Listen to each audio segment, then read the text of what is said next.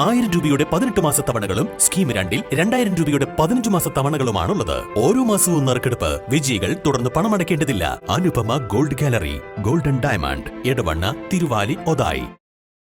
ലോക്സഭാ തെരഞ്ഞെടുപ്പിൽ രാഷ്ട്രീയവും വികസനവും സാമൂഹിക നീതിയും ചർച്ച ചെയ്യപ്പെട്ടിട്ടില്ലെന്ന് SDPI സംസ്ഥാന പ്രസിഡന്റ് മൂവാറ്റുപുഴ അഷ്റഫ് മൌലവി.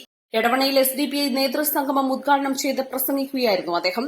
BJP മതവിദ്വേഷം മാത്രം ചർച്ച ചെയ്ത തെരഞ്ഞെടുപ്പായിരുന്നു ഇത്. ഇന്ത്യ മുന്നണിയിലെ ഒരു രാഷ്ട്രീയ പാർട്ടിയും നീതി നിഷേധിക്കപ്പെട്ട സമൂഹ വിഭാഗങ്ങളെ പരിഗണിച്ചില്ല.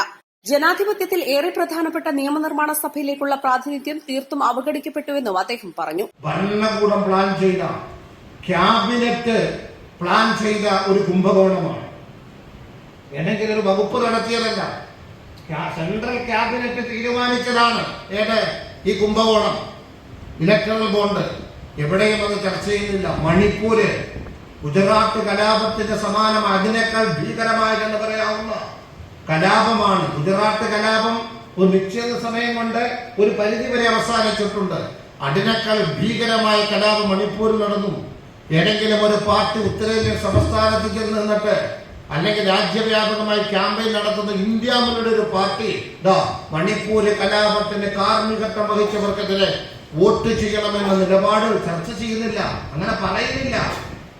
ഒറ്റപ്പെട്ട ആരെങ്കിലും പറയുന്നതിനപ്പുറത്ത് ഇലക്ഷൻ ക്യാമ്പിന് അത് വിഷയമാകുന്നില്ല. ബുൾഡോസറിൽ വന്നു, നിരപരാധികളുടെ വീട് ഇടിച്ചു തകർക്കുകയാണ് ഫാഷിസം. തേർവാൾ ഇസ്രായേൽ നടത്തുന്ന ഇസ്രായേലിന്റെ ഭീകരകൃത്യത്തിന്, സൈനിസത്തിന് സമാനമായ ഭീകരകൃത്യം ജനാധിപത്യ രാജ്യം നടക്കും. ഇത് അനുവദിക്കാൻ പാടില്ല. ഈ ബുൾഡോസറിന്റെ അതിനെതിരെ നിങ്ങൾ വോട്ട് ചെയ്യണം, അതിനാണ് നിങ്ങൾ മത്സരിക്കുന്നതെന്ന് ഒരു ഇന്ത്യ മുന്നണിക്കാരും പറയുന്നില്ല. ഉണ്ടോ? നിലമ്പൂർ, മഞ്ചേരി, ഏറനാട് മണ്ഡലങ്ങളിലുള്ള SDPIയുടെ നേതൃസംഗമമാണ് നടന്നത്. മുസ്തഫ പാമാങ്ങാടൻ അധ്യക്ഷത വഹിച്ചു. സംസ്ഥാന സെക്രട്ടറി കൃഷ്ണൻ എരഞ്ഞിക്കൽ മുഖ്യപ്രഭാഷണം നടത്തി. ജില്ലാ secretary P. Usman Karulai, Jaleel Neelambra, K. Shajahan Mambad, Latheef Mallanchira, Chemmala Yusuf എന്നിവർ പ്രസംഗിച്ചു. East live, Edavanna.